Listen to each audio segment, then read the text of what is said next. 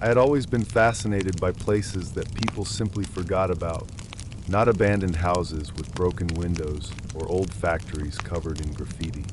Those places were too obvious. I was more interested in places that had been sealed away, places that most people walked past every day without realizing there was something underneath them. That's how I found the subway tunnel. At least, that's what I thought it was at first. The entrance was hidden beneath an old maintenance building on the edge of the city. The building had been abandoned for years, and from the outside, it looked like it was ready to collapse. I had been exploring abandoned places for several years, usually alone. I never considered myself reckless. I always researched a location before going there. I checked old maps, satellite images, and local forums. I brought a flashlight, spare batteries, a power bank, water, and a small first aid kit. But there was one thing I didn't bring that night. Someone else. It was almost midnight when I parked my car several blocks away. The street was nearly empty.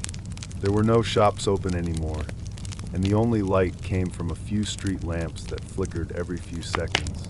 I walked toward the maintenance building with my backpack over one shoulder. The building was surrounded by a chain-link fence, but part of it had been cut open long ago.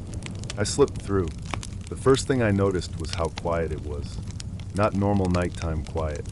It was the kind of silence where you become aware of every small sound your own body makes. My shoes scraping against the pavement. The zipper on my backpack. My breathing. I reached the building and found the door I had seen in the satellite images. It wasn't locked. That should have been my first warning. Inside, the air smelled like dust, rust, and something damp. I turned on my flashlight. The beam revealed an old maintenance room filled with broken equipment, electrical panels, and piles of debris. I had expected graffiti. There was almost none. That bothered me. Abandoned places in the city usually attracted people.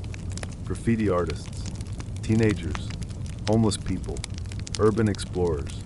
But this place looked like nobody had entered it in years. I moved deeper into the building. At the back of the room, I found a metal staircase leading downward. The stairs were covered in dust. I crouched down and ran my finger across the first step. The dust was thick, but there was a clean line through it. Someone had walked down recently. I stared at it for several seconds. Then I told myself there had to be an explanation. Maybe a maintenance worker. Maybe security. Maybe someone else exploring the building. I continued downward. The staircase ended at a concrete corridor. There was an old sign on the wall. Most of the paint had peeled away, but I could still make out a few words. Authorized personnel only. Below it was a symbol I recognized immediately. A subway symbol. I stopped walking.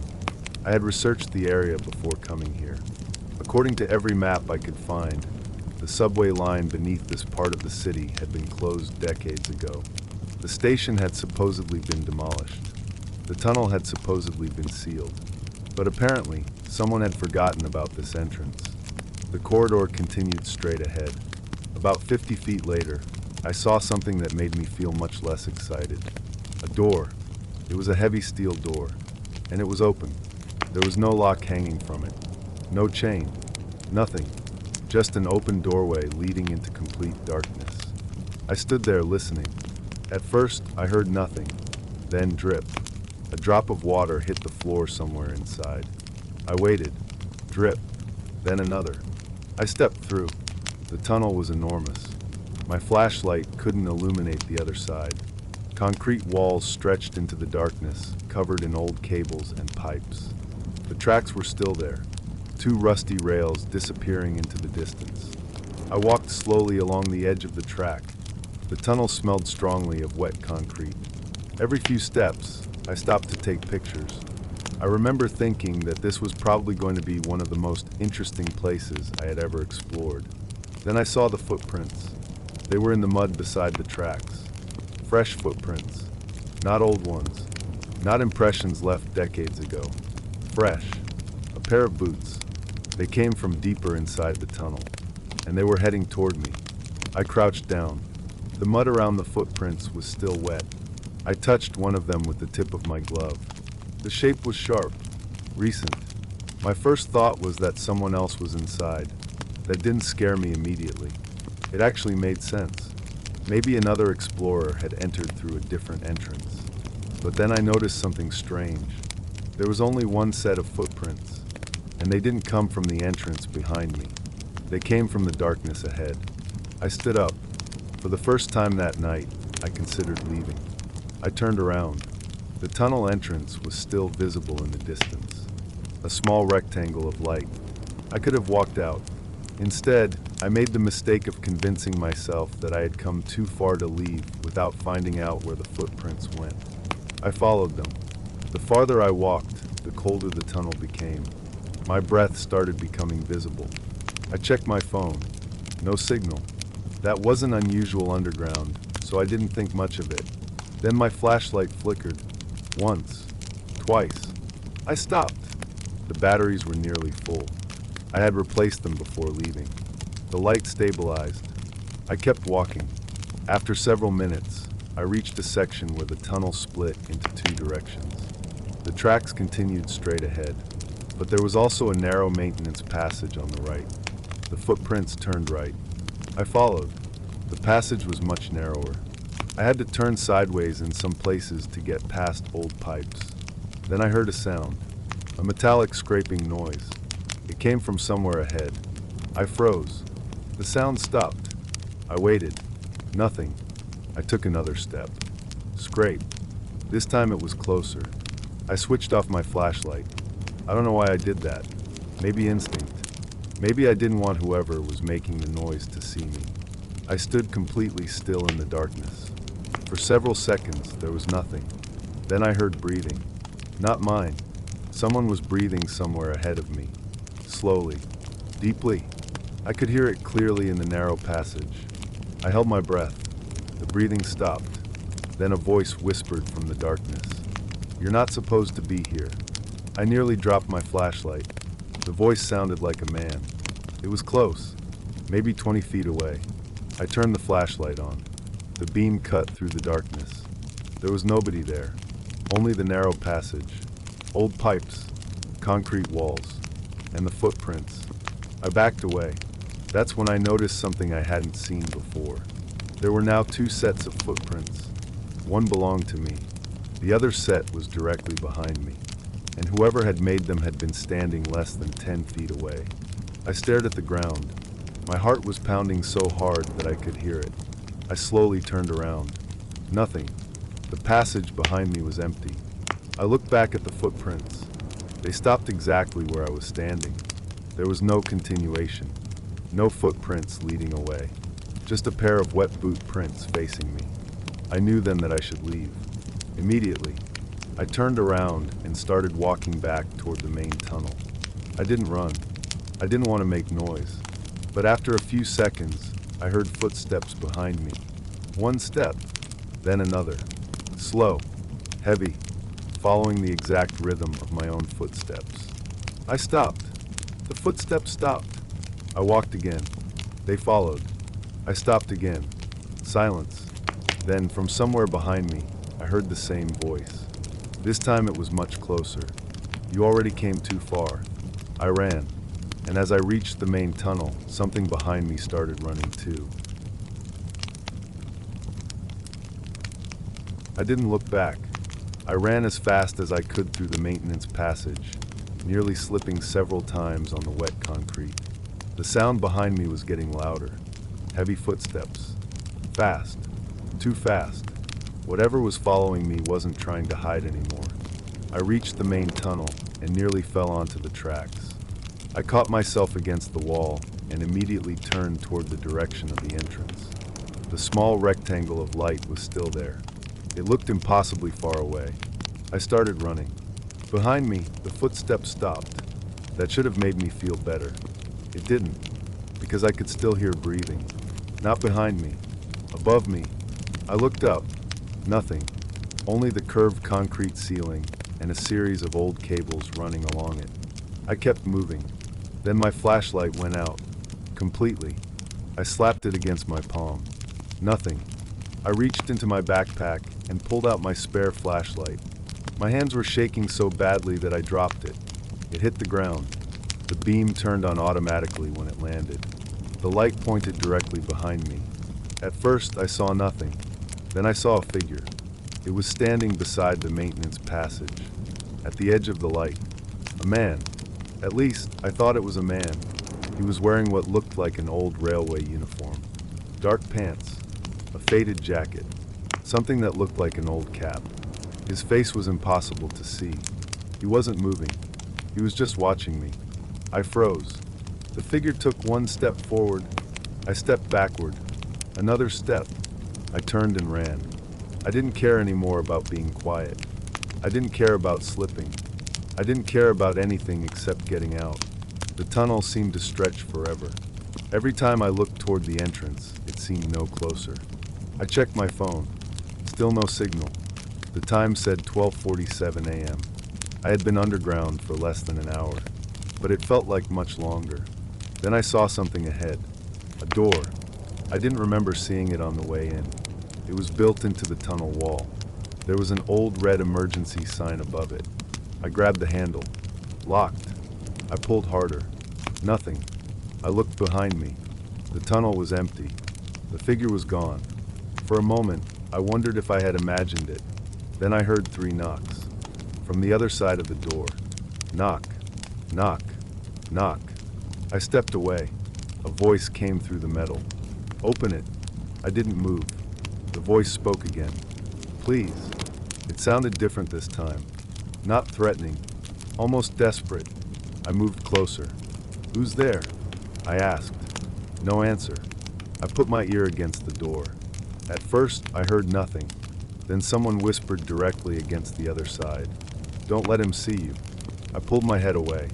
A second later, something slammed into the door from inside. I jumped backward. The impact was so hard that the metal shook. Then another. Bang. Bang. Bang. I ran. I didn't know where I was going anymore. I just followed the tracks. Eventually, I saw an old platform.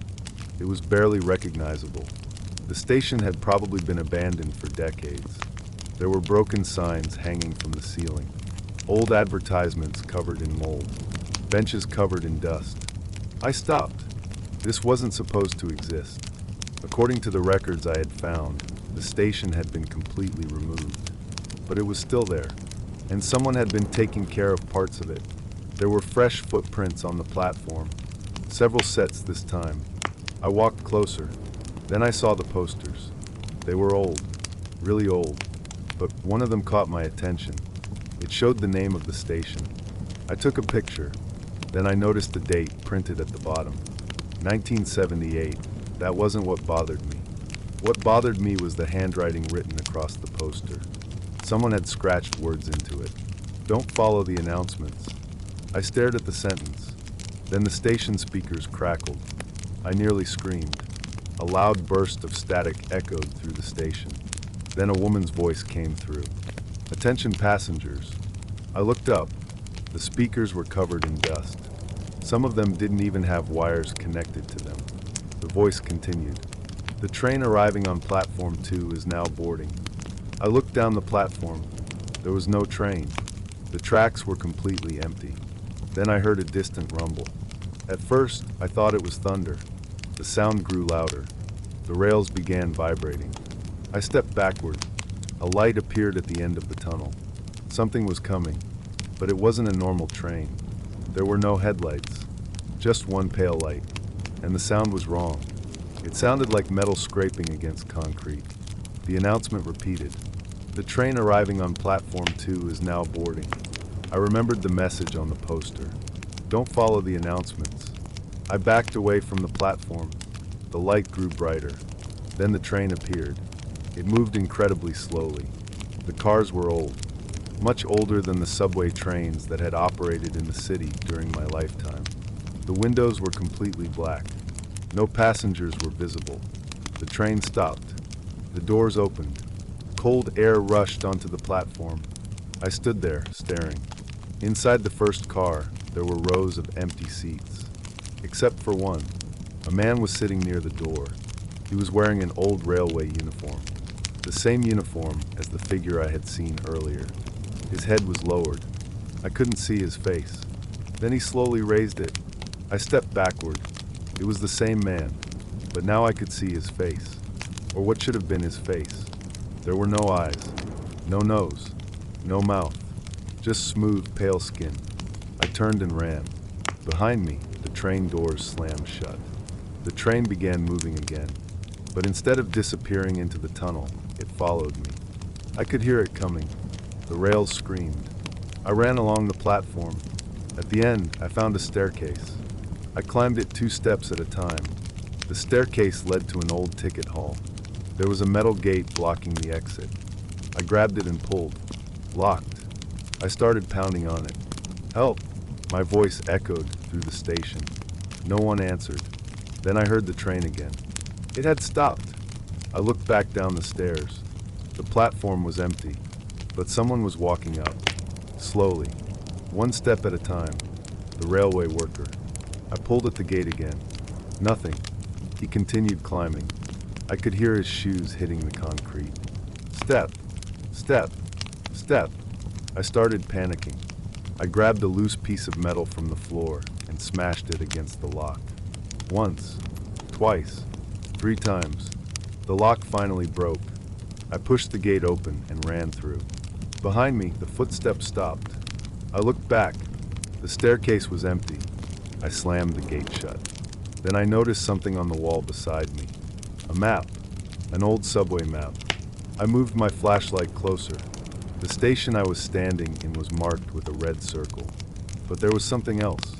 A handwritten note had been placed beneath the map.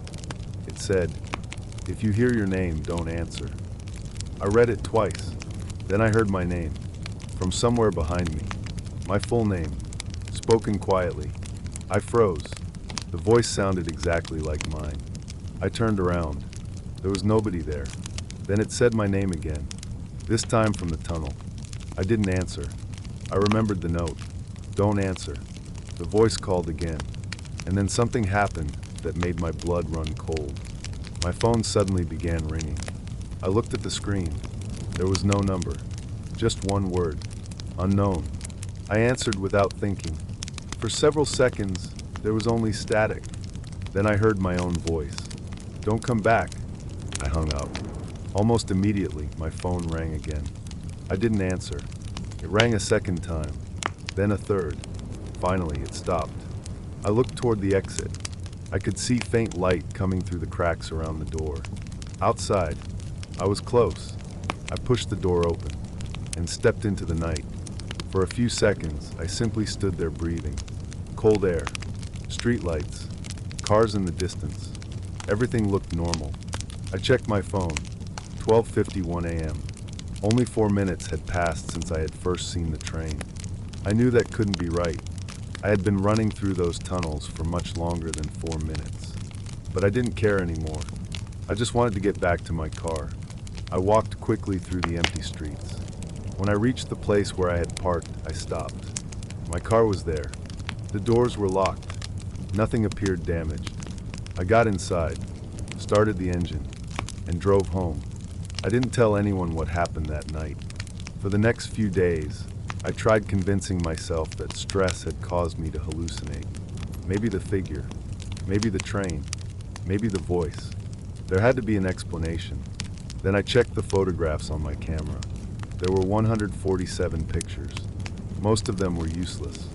Blurry walls, old tracks, rusty pipes, the station, the train.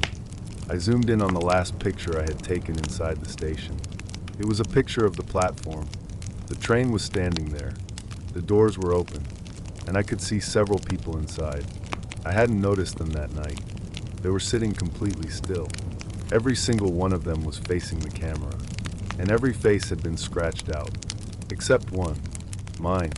The picture had been taken from behind me. Someone had been standing directly behind my shoulder when I took it. I checked the timestamp, 12:43 a.m., 7 minutes before I escaped. I stared at the image for a long time. Then I noticed something in the reflection of the train window. The railway worker was standing behind me, and his hand was resting on my shoulder.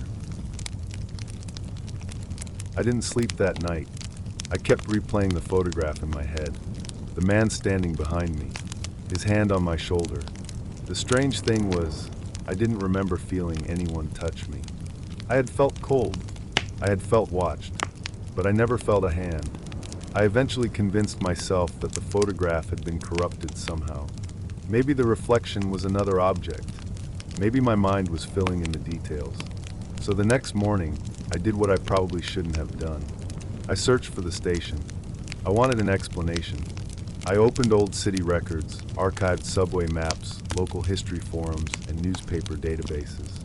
For several hours, I found nothing. Then I discovered an old newspaper article. It was dated October 1978. The headline was about a subway accident. A train had disappeared inside an underground section of the line. At first, I thought I had misunderstood the article, but I kept reading. The train had entered the tunnel at approximately 11:40 p.m.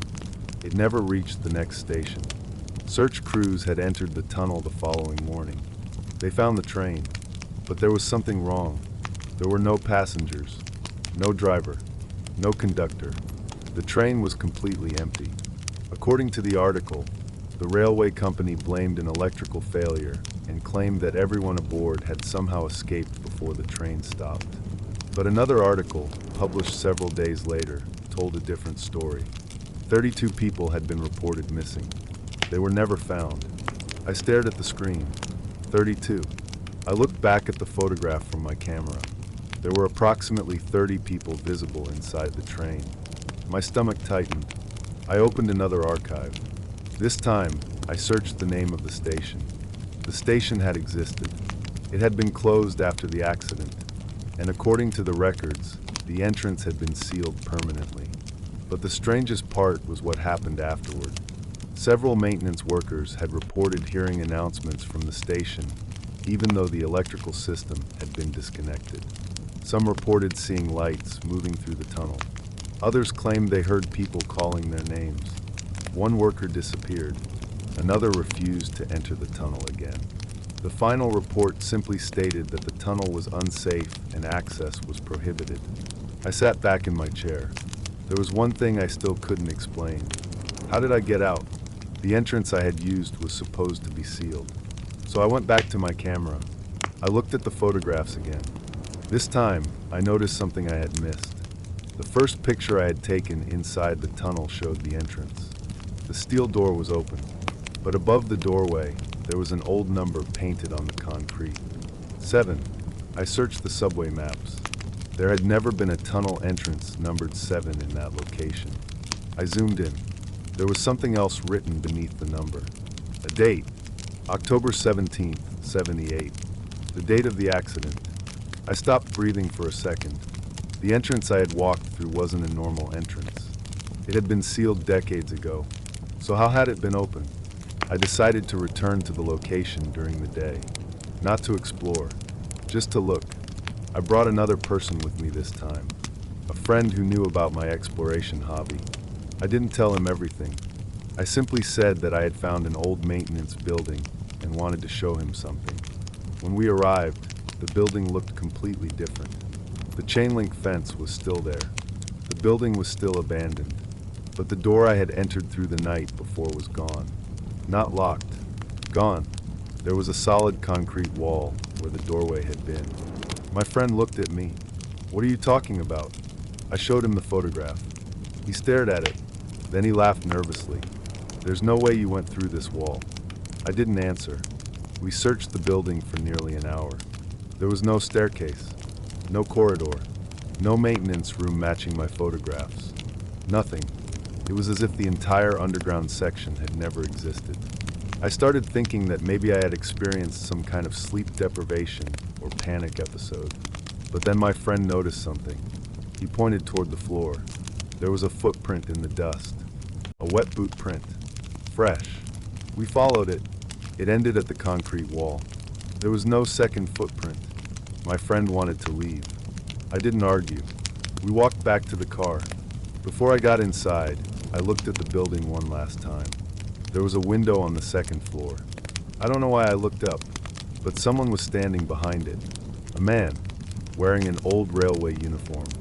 I couldn't see his face. I blinked. He was gone. I got into the car. We drove away.